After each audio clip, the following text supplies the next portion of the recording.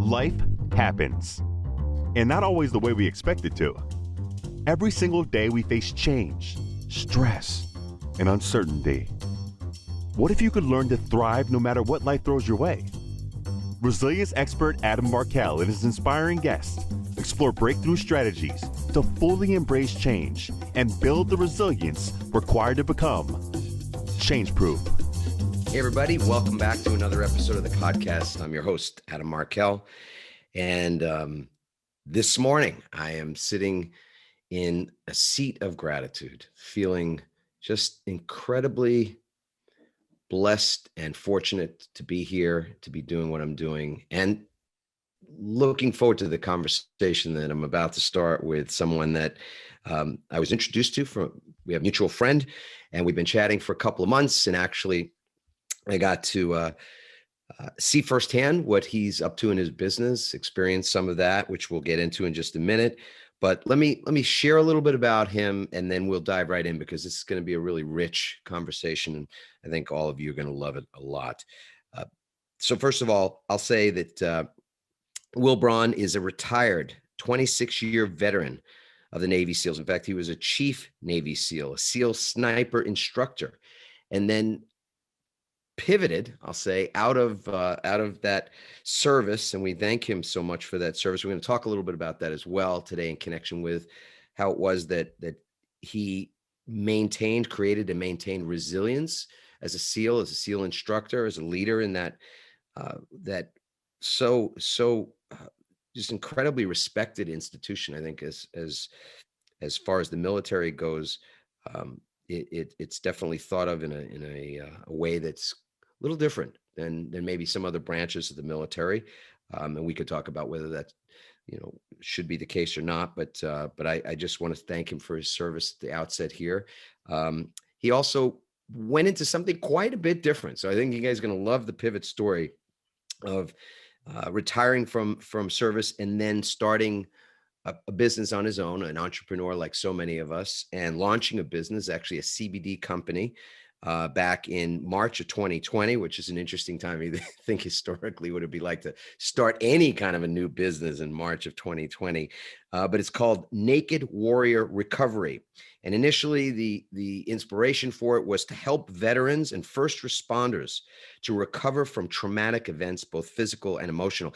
And, I guess we're sort of saying tongue in cheek that it would be a difficult time to start a business at the outset of a pandemic. And yet the business was intended to assist veterans and first responders in being able to recover from traumatic events. And I can't think of a more extended traumatic period than the last 7 or 8 months for so many people. So, Will, it's just a pleasure to have you on the show today. I'm really glad that you could join us. Yeah, thanks for having me. Yeah, way cool. So I'm excited to be here. I would love to know what's not a part of that bio that, people might be thinking to themselves, what does it take to become a Navy SEAL? I mean, if you've ever read a book or listened to another, a Navy SEAL talk about what that training is like, what it's like to not just apply, but to go through the process and be accepted into that service, it's pretty daunting. So developing yourself to that level, to that capacity is something really unknown. I'd say it's a great unknown for a lot of people. So, Will, what can you tell us just about yourself that you want people to know at the outset that's not a part of the bio I just read? So let's see. I spent 26 years in the Navy. 95% of that time was in the SEAL teams. Had some good times and some bad times in there. I have many failures in my life, and I love having failure, because those are the things that I have learned. Those are my most precious lessons in my entire life. It didn't matter if it was, a marriage, or if it was, doing some sort of underwater navigation while diving. If I never learned when I succeeded. I only learned when I failed. Like, oh, don't do it like that. Do it like this. And those are all my greatest lessons. So failure is really my friend, even though I don't like it. I hate failure, but I also love it. Wow. I mean, we could probably just stop this show right now. And just lead with the one great lesson that your failure is your friend, but you're not, you're still not happy to see that friend. Right. It's like, Yeah. I know you're my friend. I know you're here to help me, but I don't like it. But I really wish you weren't here right now. Right. And just, yeah, gosh, man, it's sort of first chapter of the book. It's a middle chapter. I haven't gotten to the end, so I don't know what the end chapter is, but I imagine that if history is any indication of the future, that we've got, our lives are just filled with great, ups and downs, moments where we feel we've succeeded, quote unquote, and moments where we have gotten the feedback that something hasn't worked according to plan, or is a quote, a failure. But I've always had sort of a personal issue with that word, because, and I guess this is sort of on the vein of motivation, maybe, or inspiration, but how do we reframe that word failure? I mean, the word failure itself, just like you feel, you think about if you're sitting right now listening to this, or you're watching it on YouTube and you think, I failed just like this guy. This guy's a 26-year veteran of the Navy SEALs and led other SEALs. You go, and he's talking about how his greatest teacher was failure. Where do we see our own lives and see our failures and give them a meaning that is all about what didn't work and what we wish we could done differently, and the regrets we've got about those things, or the stories that we tell about how it stopped or impeded us. And what you're telling us, or at least what I'm getting out of this, is that your ability to move forward, consistently move forward, has been the result of the failures you've had.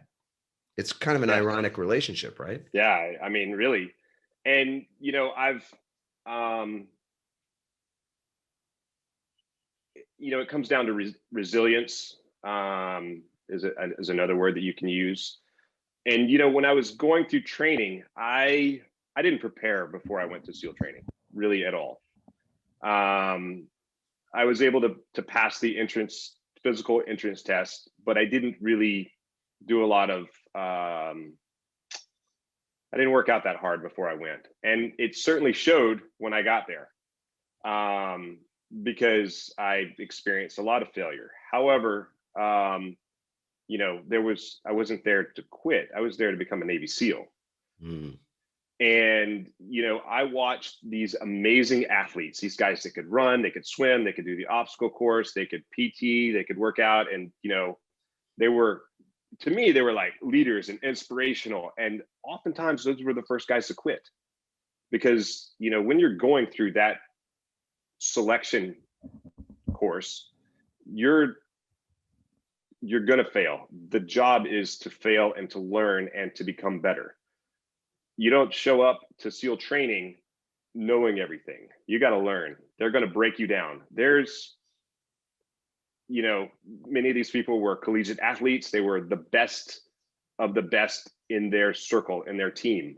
And, they got there and, they would run super fast, or they would, do everything better than everyone else. But okay, you all suck. Lock arms, get in the water, or run over this berm and get wet and come back for the next hour and a half. And to me, I was like, oh, that's just part of training. For them, they're like, I did everything right. I should not be being punished right now. And they couldn't take that, I guess, the fact that they weren't number one anymore. They were just a loser like everyone else in the class. They were a failure. And they couldn't take that emotional stress on their psyche. They took it personally, instead of, like, hey, this is a team effort. Our job is to just, suck it up and move forward. I was talking to a friend of mine, Bedros Koulian, yesterday, and we were talking about attitude and effort. And he runs a program, for usually for entrepreneurs. It's very expensive to go to the program called The Project. And it's a 75-hour like little mini hell week. And a friend of mine is one of the instructors there, and they take all of the control away from you. And this is kind of important in life. There's so much around you that you cannot control. These guys that were super athletes, they couldn't control the fact that they were losing right now. They were failing right now. All you can control is your attitude and your effort. Are you going to have a good attitude, and are you going to put forth the effort to do what you need to do to accomplish your goal? And so, I didn't realize that at the time. I was just there to finish training. And later on, as I matured, I learned that, it's about attitude and effort. It doesn't matter what is happening, whether you're in combat and things are blowing up around you.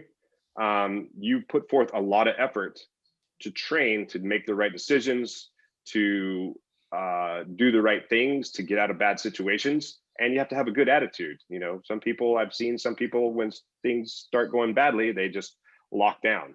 And that's the opposite of what you should be doing. You need to look up and start looking around.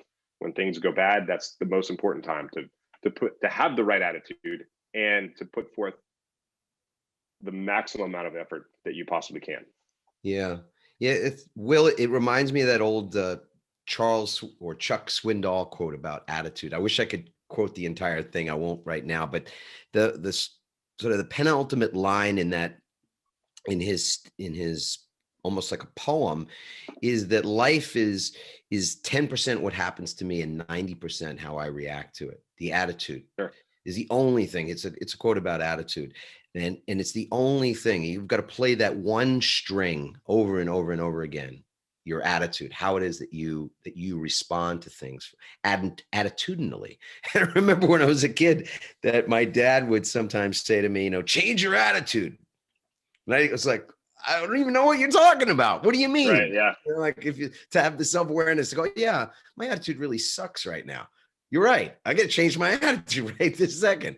Right. But so that word was kind of an enigma to me growing up. And to hear you talk about attitude and effort being these two things that were the inflection point, let's say, at the SEAL training between guys that made it and guys that didn't, and that the inflection point really wasn't as much about performance or about raw talent. Like that you're saying, these guys with just tremendous talent and ability, yet when faced with failure, the failure they couldn't control, not a failure because they themselves sucked, but when you're literally only as strong as your weakest link. I know we're hitting up a couple of cliches here, right?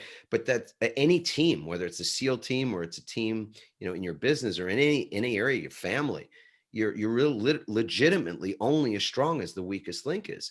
And so if anybody fails, we all fail, and they couldn't handle the failure personally, so they couldn't ultimately be part of the team. I mean, that's pretty remarkable. So is there a way that you were able to reframe that word? I know I'm being a bit semantical now, but for folks that let's say that the word failure itself is a trigger and even an anchor, like a legit, keeping people stuck in place. How would you, or did you in fact reframe that word and use a different word to describe what you were experiencing? For me, it was a learning point. It was just I learned how to be a better runner. I learned how to push my body in ways that was uncomfortable. I knew that I could go, I don't have to go quite as hard and I'm still going to pass the run or whatever, pass the swim or just to not quite keep up on the run. But if I put forth just a little more effort, it's going to hurt a little bit now, but I'm going to be finished more quickly. And so the pain is going to stop. So it just kind of taught me to think about how about that effort. How much effort am I going to put out? You got to put the effort out. Am I going to put it out right now, or am I going to extend out the amount of pain that effort brings over time? So I learned to run faster. I learned to work Meaning just a to little bit harder. Put the effort out in the moment. The beginning. Yeah. This is a really interesting thing. And I'm getting chills here just because on a performance, like a part of what we do, what I've been doing for a while, I was a lawyer for 18 years and I pivoted out of that profession and it performed quite well, at least at the level of, sort of at a business level. I wasn't performing well on a personal level. Like, it was destroying my life, a great life, all these amazing things to be grateful for. Wife, love of my life, college sweetheart, 4 kids, all that. I'm miserable. And it's funny because I work with our company will sometimes consult with organizations about resilience, and I'll work with individuals within those organizations, including the founders, CEOs and stuff. And I find there's other people too, just like me at that time in my life that have everything truly to be grateful for, but they're somehow still miserable. And I think in some regards, it tracks back, or I'm doing my best right now to trace this back to what you just described, which is that a lot of people are they're saving themselves. They're saving their energy. They're holding back for something they imagine they'll need that reserve for in the future. And so they're sort of not putting out their best effort in the moment, right? Thinking that somehow they've got to save it for tomorrow, And I'm a spiritual guy. I'm not terribly religious, but I think there's great story, great learning of failure and success in things in biblical text and other spiritual texts. And so I love that story of the Jews wandering in the desert, and they're given enough food, manna. For their day, and they're told don't save it. Don't save it, man, because if you do, it's just not. You don't need to. You're gonna have some more. There'll be more tomorrow for sure. And people then, because they couldn't deal with that uncertainty, with the lack of control, perhaps the control over their destiny, they went ahead and saved it anyway.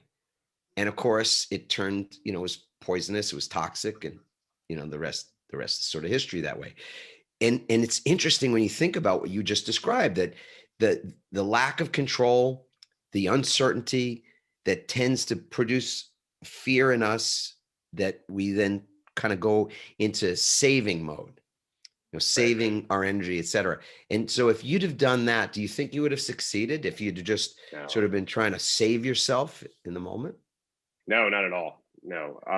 And it's interesting. I didn't really understand what I was doing back then. And now that I'm older and I have many other lessons in my own life, I'm still trying to build resilience in myself. And so if I go out for a run or something, in the neighborhood that I live in, there's a few hills, and I have learned that most people are just going to kind of take their time and kind of ease their way up the hill. I don't do that. A friend of mine, he calls it, I just attack the hill. So I just attack the hill, and I think about him every time, and he's a former teammate of mine. And, I run up the hill, and once I get to the top, then I think about slowing down, catching my breath, and, figuring out, what the next plan of action is. Whether it's, keep going at the same speed, or slow down, catch my breath, and then get ready for the next hill. But yeah, I did that early on. Stronger than we think. We're totally so much stronger. And, this was something, even at the end of SEAL training, we're out on Santa Clemente Island, and you have to earn your food every day. You go and, you have to do a bunch of push-ups, pull-ups, and sit-ups to eat, or you run up what they called Frog Hill. And it was about a quarter mile, almost straight up. So it starts off pretty flat, and then it turns into this very steep hill. And I would say, mediocre runner, middle of the class, I guess. But going up that hill, it's like this little goat trail that goes up. And if you go slower than the guy in front of you, you're pretty much screwing everyone behind you. So I thought it was my job to get out of everyone's way. So I would just run as hard as I could. And I was in the top 3 or 5 every time we did that hill. And other people would kind of mosey on up or whatever, but you have to get there in a certain amount of time, or you have to go get in the ocean and then come back and eat, your lunch or dinner soaking wet outside away from the class. So I never wanted to do that. So Doesn't that sound great? Is everybody just harder, so jealous right now? Everybody's going, sign me up, man. I want to do that. Yeah. So we're stronger than we think. Always. And that was something I learned early on, that you always have a little more in the tank. It doesn't matter what it is you're working on. If it's like a paper, you're writing a book, you're exercising, you're working on a relationship, you always have more in the tank than you think you do. Yeah. I want to transition into, and this will be simple because we're talking about it already, but what does it take to create resilience? Did you, over 26 years in that profession, in that line of work, in that service, what did you learn about what produces long-term resilience? Because you obviously saw guys come in, some of them failed, and then were able to succeed because they learned from their failure. I would say that I might reframe the word failure as feedback or as finding out. You don't fail, but you find out. You find out often what's not going to work, huh? Right. what didn't work in that instance, then you can make some adjustments. But so you saw that at the outset, and then through 26 years, you must have seen guys come and go, people come and go, make it, not make it, at all levels. Can you draw some conclusions about resilience in the SEALs and what resilience looked like, what produced it, and how ultimately it either contributed to people being able to go the distance, or when it was lacking, they're not being able to? I think it was a lot of it is just mindset. And in the SEAL teams, I would say, lucky, because you're surrounded by similar attitudes, similar mindset. And if you started to sort of dip in your resilience or dip in your performance or dip in any way, you're going to get that immediate feedback. If you don't perform, if you don't show up, if you're feeling sorry for yourself, you will get immediate feedback. It's not always positive feedback, but it's feedback. Therefore, it gives you the ability to make corrections that you need to make. So a team, the reflection of other people around you that may not feel supportive when people are holding you accountable or giving you really rough feedback, but ultimately you can't really sort of hide, I suppose, from the truth of the moment. Is that fair? Yeah, you're definitely not hiding anything.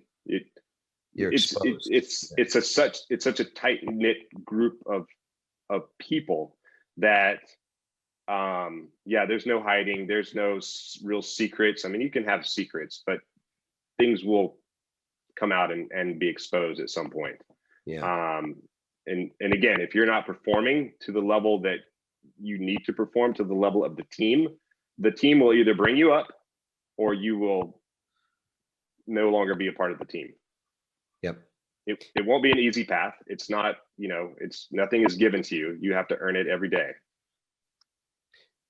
I'm thinking to myself that the name of your company, and I don't know if true enough, feels like it has something to do with what we just said, because when you're that exposed, like exposed to everyone around you for the purposes of you being better, I mean, ultimately that's the only goal. It might not feel like that to some folks, I suppose, when they're being pressed so hard, but it's for you to be better, because ultimately the team is better as you individually are better. You're naked in that moment. I mean, you're naked that whole entire time. And so you got a company called Naked Warrior Recovery. And I want to track both the name of the company and that naked, naked part of it, as well as the recovery piece, because in our study and our research about resilience, a lot of it has to do with that word recovery. And so I want to see if we can talk in terms of the expenditure, the spending yourself in the moment part, knowing you've got more in the tank, and yet understanding that recovery is in many ways an unsung hero of resilience that doesn't get spoken about a lot. So Sure. let's start with, why don't we start with the name? Okay, so let me back up just a little bit. So I transitioned out of the SEAL teams in August 1st of 2018.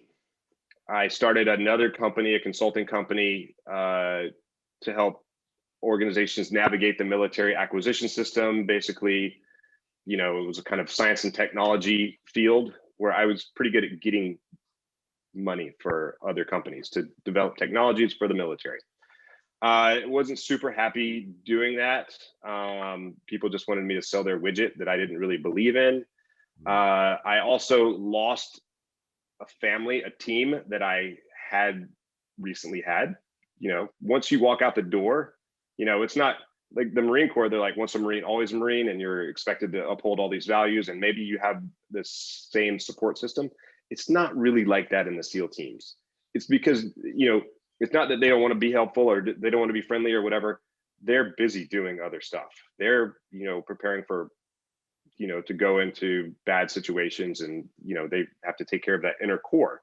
You're no longer part of that inner core. So we'll talk to you when we can. And so that created an incredible loss for me. I was actually in denial of getting out of the Navy. I was returning emails the day that I retired, on work projects that I was working on.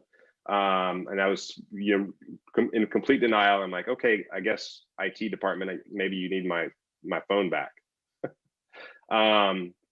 So, that was very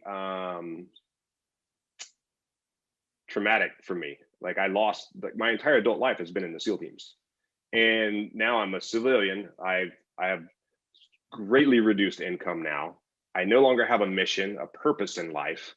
I no longer have a family, a team. It was a huge traumatic transition for me. So, and I also have some other stuff, we'll call it mental baggage, from, toxic relationships or work stuff or whatever, life. And because life isn't fair. Life will beat you down if you don't take charge. And so I fill your knapsack with right, with rocks and bricks and other shit you carry around all day. A big bag of stuff. Yeah. So I was using alcohol for many years to kind of turn off that noise that's in my head. And at some point, I had heard about CBD, before it was cool. There's a million CBD brands out there now. But I'd heard about CBD before it was cool. And the guy was talking about, the medicinal qualities of THC, medical marijuana. I've to this day never tried marijuana, but I'm certain that it's not as bad as the amount of alcohol that I have consumed. But he said, everyone knows about THC, but there's this other molecule called CBD, and it has all these medicinal benefits and, good for your central nervous system and all these other things. I was like, oh, maybe I should try that one day. And it wasn't for another year after I got out of the Navy, because I'm a child of Nancy Reagan's war on drugs, just say no. I'm still scared of that stuff.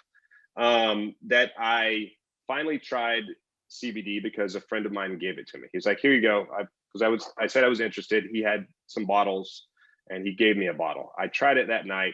I slept a little bit better. And, I like to say, water boils at 212 degrees. I was walking around at like 210 degrees. It didn't take long to like hit that needle and like have a flare up and, some sort of trigger, like a small trigger, not even a big trigger. So, I started like coming down from like, 210 degrees to 208 degrees, 200 degrees. It's a very subtle changes, and I didn't really notice it over. So emotionally, I know people are tracking this, but your emotional stove, so to speak, was ran hot as a result of this trauma, the stress, just the stuff in the bag that you're carrying around day to day. And so you started to explore the CBD and could see that the sort of the figurative temperature of that that stove was coming down. reducing. Yeah. And then something else I noticed was some pain was not as bad as it used to be. Normally I would do certain movements and it would just be the stabbing pain. And so every time I do the movement, I'm grimacing. I'm getting ready. I'm like, oh. And then about 3 weeks after I started taking CBD, it wasn't the sharp pain that was like stabbing me anymore. It was just a dull pain. I was like, oh, when did that happen? I must be getting better. And then I ran out, and then I thought nothing really of it. And then things started coming back. Things started like triggers, little triggers were like starting to set me off. And so I was like, maybe there was something to that CBD. So I tried another brand and things got a little bit better. Eventually I found a way to start my own CBD company because I believed in the product. I believed in what it did for me. And so I started Naked Warrior Recovery. And the reason for Naked Warrior Recovery, the Naked Warrior is the predecessor to today's Navy SEAL. So back in World War II, if you've seen the movie Saving Private Ryan, you saw the assault force in the beginning of the movie. They went ashore there at Normandy. Amphibious. Prior to the assault, right, that amphibious assault. But prior to that assault, several days, a week, 2 weeks prior to that, these guys that the Navy got to volunteer would swim into the beach. They would measure the depth of the water with a rock on a piece of string, and look for obstacles underwater. They would do 3,000 to 5,000 yards of beach a night. They would go back to the ship. They would chart everything out and then go back out the next night. And hours before the assault, before that Saving Private Ryan taking the beach, these guys would go out. They put demo on all the obstacles in the water and as many on the beach as they could. And as the assault force is coming, they're blowing they're taking fire from the beach, and the naval ships are firing at the beach to kind of give them some sort of cover fire. And then they blow the obstacles on the beach, and then the assault force comes in. That was awesome. And then in the Pacific, the Marines were doing the same thing. They were doing these amphibious assaults. They would run aground on a barrier reef around the island in this, island campaign. They would run off, wearing 60 to 80 pounds of gear. And they would run off the edge of the reef thinking they were in like 3 feet of water, and they would drown. And so the Navy brought these underwater demolition teams, these naked warriors, because they would go into battle with basically naked, with a mask, some fins, shorts, a K-bar knife, and their little lead line and slate. And that is all they wore. And so they would go in and they would, clear these obstacles so the Marines could go in and move forward. So, and then in 1967, the underwater demolition team became Navy SEALs, and that's, today's Navy SEAL. So it's the predecessor for today's Navy SEAL. The other side of that is, I was walking around, and I still do sometimes, walking around with this ego, with this armor, with this chip on my shoulder, I guess, for the lack of a better term. And, I had been, everything was an attack on me. Everything was a trigger. Everything was something that was holding me down, keeping me down, or whatever.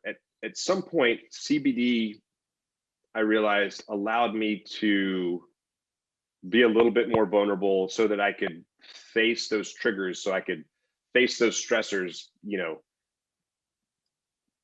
find a little bit more healing mentally, emotionally, psychologically. And so what I discovered is at some point, in combat, we put on armor to go into harm's way, and then we come back, we take our armor off, and then we go clean up and whatever. But in life, we never take that armor off. We never allow ourselves to recover. We never get naked. We never expose ourselves to healing. And so the naked warrior is really, we're all warriors in our own life. It doesn't matter if you're a soccer mom, you're a real estate agent, you're a Navy SEAL, it doesn't matter. Anything in between there. There's stress in your life. There is triggers, there's whatever. And, for me, I had to learn how to expose myself to people who want to love me, who want to give me, not everyone is trying to attack me. So I need to get naked in order to find the healing that I needed, because I needed a lot of healing.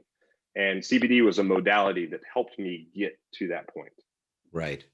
So that there's multiple meanings to the way that you're using the word as a part of your brand, as a part of the company.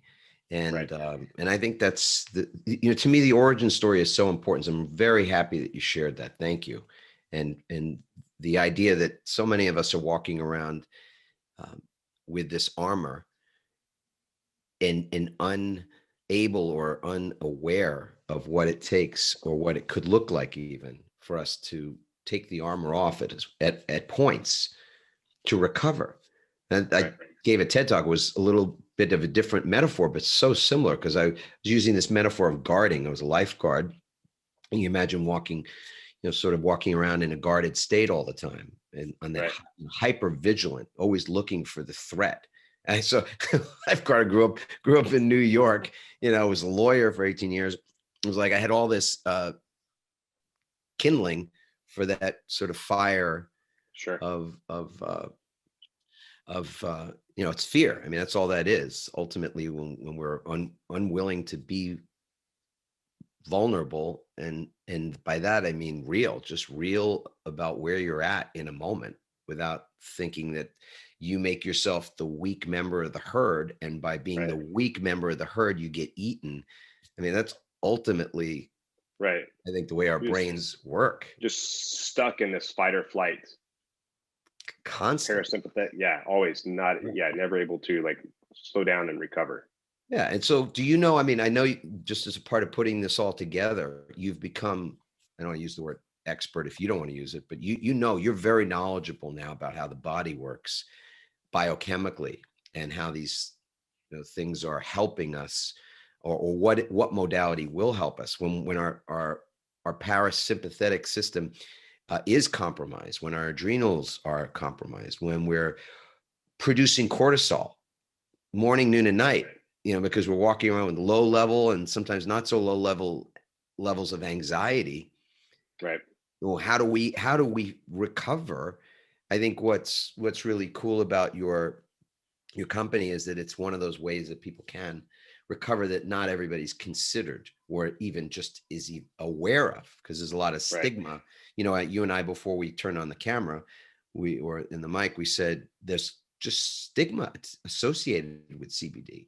I mean, just that the other part of the plant, or at least the psychoactive component known as THC, is a Schedule I drug. I mean, it's still in in federal law. You go to prison for it. States are changing those, but yeah. And until 2018, December of 2018, CBD was a Schedule I drug, even though there's no psychoactive effects of it at all. Interesting.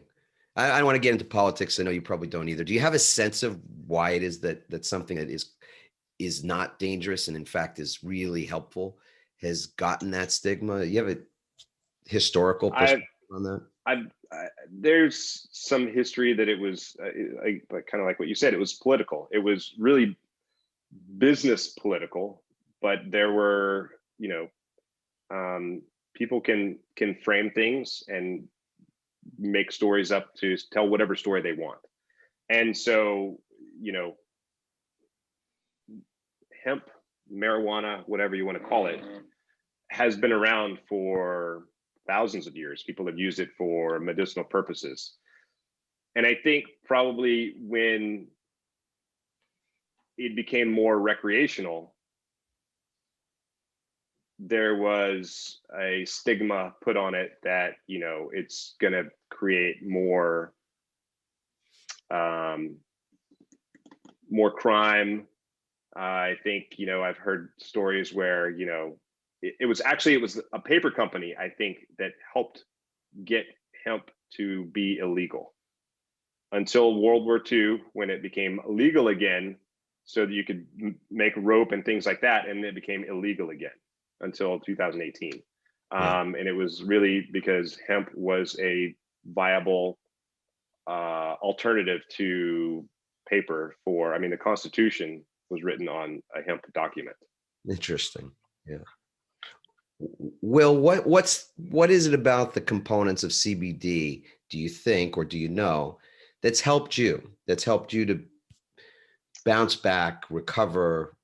So for me, CBD, it's an anti-inflammatory. It's not an anti-inflammatory the same as ibuprofen, but which really takes into consideration acute inflammation. You stub your toe, you bump your head, you have a headache. That's kind of acute inflammation. Chronic inflammation is where a lot of disease is derived from, or it happens because of disease. So CBD has been shown scientifically to reduce chronic inflammation. It also interacts with your endocannabinoid system. So all mammals have this giant network of neuroreceptors throughout your entire body that's connected to your digestive system, your endocrine system, your central nervous system, your immune system. It's connected to every system in your body. And it's called the endocannabinoid system because you naturally create endogenous cannabinoids. That I didn't know that until I started researching this industry and science and how the body works and why does CBD work. And so it turns out that CBD is a neuroprotectant. So it helps feed your endocannabinoid system. It helps to keep your endogenous cannabinoids from breaking down. It reduces inflammation, and the reason that's important is the endocannabinoid system is because everything is connected, and when things get out of whack, that's when like chronic illness happens, and you may have heard stories where people are saying like CBD cured my cancer, it cured my Lyme disease, it cured all these other things. It's not curing anything. It's reducing inflammation. It's kind of like a multivitamin for your endocannabinoid system, and it helps bring it back into homeostasis. So that's how sleep is improved. Homeostasis is sort of a word to represent like balance, right? Equilibrium, balance, yeah. So it brings everything back so that everything can work the way it's supposed to work, the way it was made to work, and then your body sort of heals itself. Right, because if your body is not self-fatigued, or that you're not your body isn't expending energy in ways that aren't efficient, it has a capacity to resolve things, right, without the use of drugs or right. certain things of that sort in cases, right? Obviously we're not saying across the board. Is there a particular way that you have either experienced yourself or you've seen in others that's the sort of the best way? I'm sure people who may not know much about CBD are saying, well, so do I ingest it? Is it topical? I've seen it in both forms. Is there a sort of a best practice for somebody that was curious and wanted to find out more? I know our show notes are going to have more information about you and your company, so people that go to the show notes will be able to click links, and if they want to look at products and things that you're producing, they can find out more about that there. But what's the best way for somebody just getting started with this to experience CBD? I think is that a hard question? The answer I'm going to give kind of sucks, but it depends. Okay. Yeah. So everyone is different. Everyone's body, everyone's endocannabinoid system has different requirements, different needs. So I have gummies that are only 10 milligrams of CBD. They actually are the least efficacious product I have, but I have more positive feedback from the gummies than from any other product that I sell. I would say the most efficacious would either be the tincture that you take sublingually, or the soft gels, which have a nano emulsion technology, which makes the oil droplets much smaller, better for a better bioavailability. But I would say if you're going to try CBD, try whatever you feel like you should try. The gummies, it's a pretty good price point to get in. It's like $40 for a jar of 30.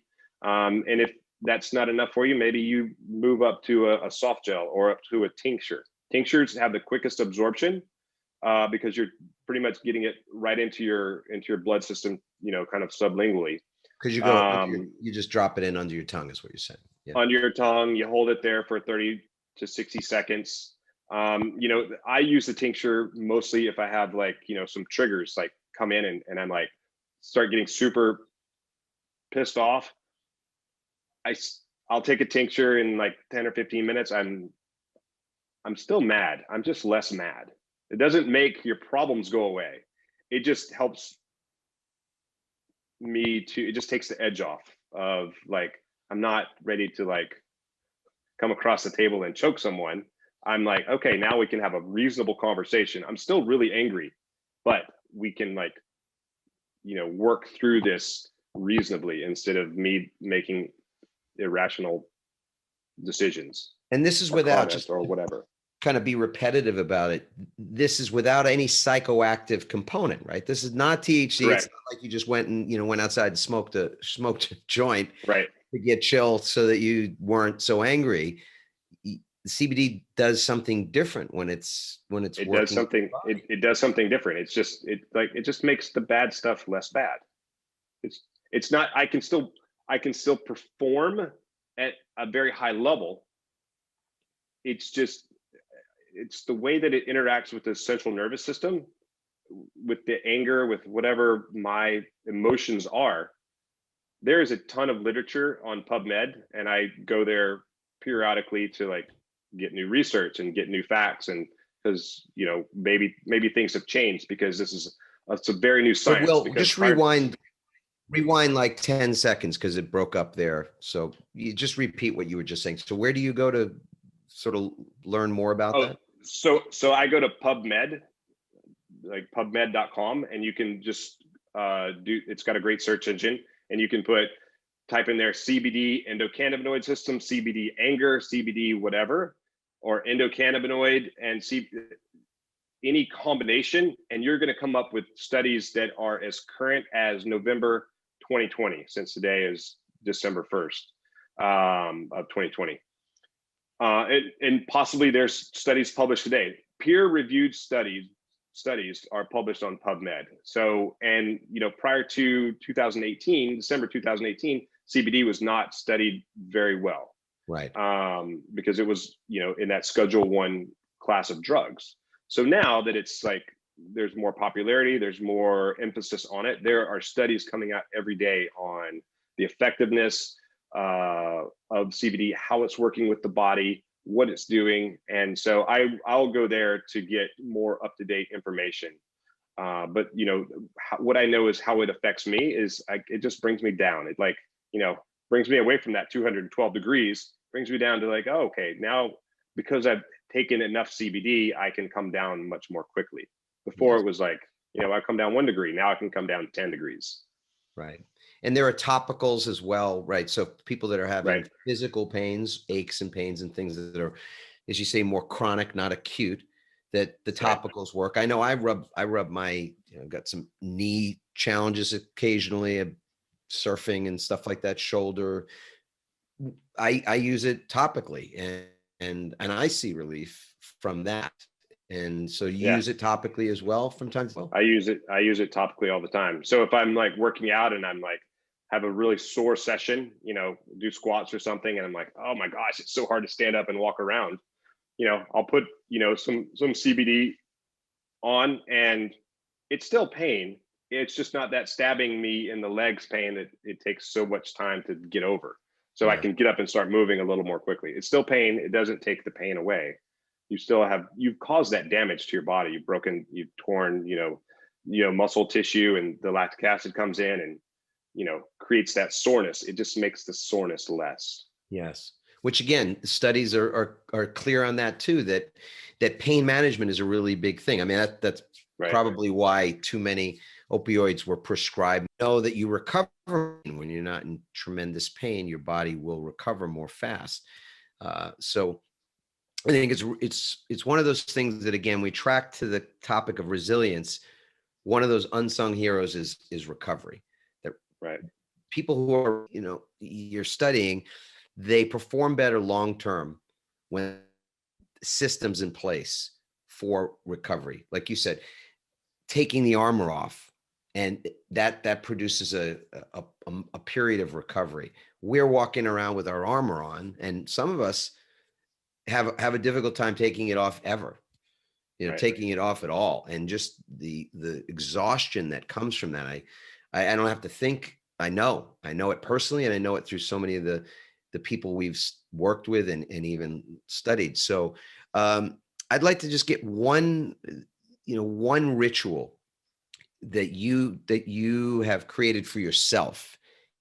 And it may be that you've answered this question already. I just believe that the power of ritual is so important when it comes to creating a change, creating a conscious change. So what's one thing you do on a ritual basis daily, if it is daily, that helps you to recover, that helps you to create that longer term resilience?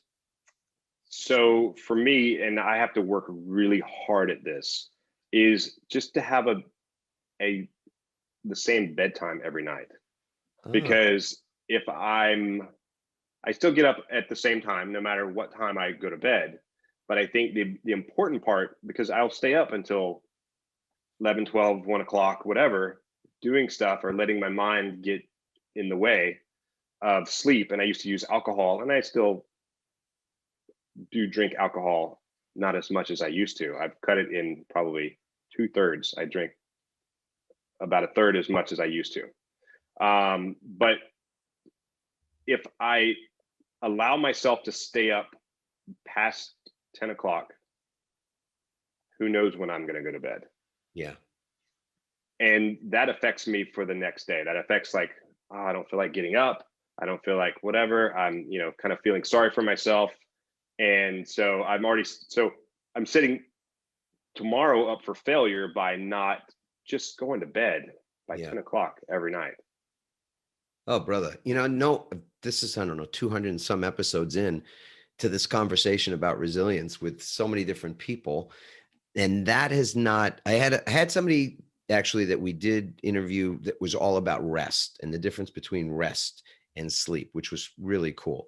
Well, no one's ever said that before, that the bedtime specifically, that the ritual of going to sleep at a certain time or before a certain time is really the component of setting up their resilience or their performance for the following day. I feel the same way, man.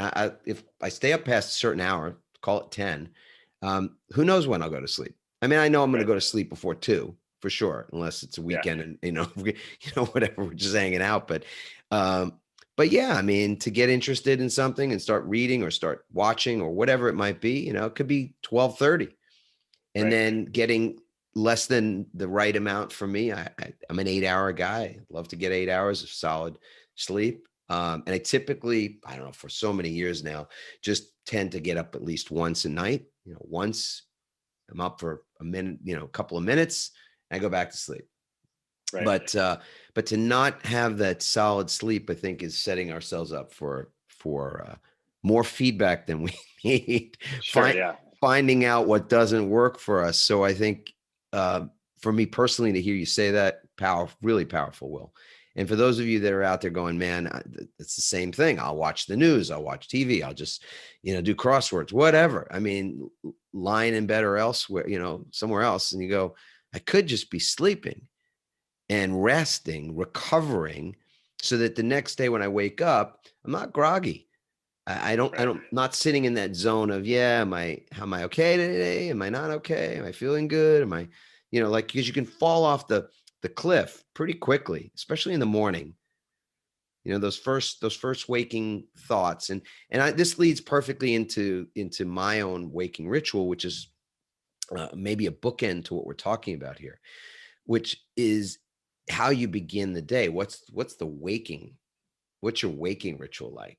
Because my waking ritual used to be, I get up in the morning, put my feet on the floor, feel kind of shitty and even anxious to start the day. Go, what the heck? Just starting the day. What do I have to be anxious about? Right. Thinking about what's going on or whatever, and falling into self-doubt or self-pity, even in that split second, that nanosecond, energetically at the beginning of the day. And in part, it was not getting enough sleep at night, for sure. And also not having what is more of an automatic set my compass correctly. Or as my grandmother would say, start out on the right foot. And the starting out on the right foot for me was the first thought, the first idea that I'd entertain. It's, in my head, and then physically, what am I doing? And then that became a moment to actually say something. That's my first physical act in the morning, other than just swinging my legs across the bed. And sometimes it comes before that, is to feel gratitude. Intellectually, or mentally, I go, I'm awake, I'm alive, I'm grateful for that. There are people that went to bed when I went to bed last night, just like when you went to bed last night, Will. There were people put their head on the pillow the same time as you did. Not everybody woke up today. Right. You go, okay, I'm aware. Like that's not a, that's as real as it gets. So I'm grateful. I'm awake. And then I say out loud, I say, I love my life. These 4 little words, simple words. And that's my sort of physical act at the beginning of the day that I do for maybe it's 12 years now or something, but it's such an automatic thing. And yet it doesn't fail me in the sense of I'm recognizing how I want to experience myself and how I want to experience the day. But I will not lie and say, if I've gotten a poor night's sleep because I stayed up too late, or, whatever might have been the case, that's tougher. It's tougher to start out 100%. On the right foot, right? Yeah. I'm super glad you brought that up, man. And I'm glad we sat with it for a while too, because it's an unsung. It really is an unsung hero. I don't think people recognize enough. And they hear people out there who are influencers talk about how you should, to work 100 hours a week. Right. Don't be a wimp. Start your side hustle at 7 p.m. Work till 1. I just talk total in my view. I could care less who hears that. That's just crap, I think. Except for the people outside of the bell curve, maybe, who somehow their body doesn't require more than 4 or 5 hours of sleep. And for those folks, hey, good on you. Amen. Yeah. Well, listen, thank you for being on the show, brother. I know we'll have, again, people are going to want to have questions. We'll have questions they want to get answered. You can go to adammarkel.com/podcast, leave a comment, questions there, subscribe, tell a friend, share this episode with a friend, especially if you think there's somebody that might be open to learning about CBD. Maybe you're open to learning more about it. You can go to the show notes and click the links to find out more about Naked Warrior Recovery and the work that Will is doing in the world. I am a consumer of that product as well, and have gotten to test Will's work. I'd say just higher quality is how I define what you've curated in that space. And so I appreciate you doing that. I know there's a lot of companies out there, not all entirely reputable, not all doing the right things, just recognizing a business opportunity more than something more moral or ethical in terms of what they produce. And you're not coming from that place. So Will, thank you again. Thank you. Thanks for listening, everyone. We hope you now have even more tools and greater insights to build resilience and become change-proof. Help us inspire others by sharing this episode and leaving your comments over at adammarkel.com/podcast. For more resilience tips and strategies, including support for building change-proof teams, visit adammarkel.com/becoming change-proof.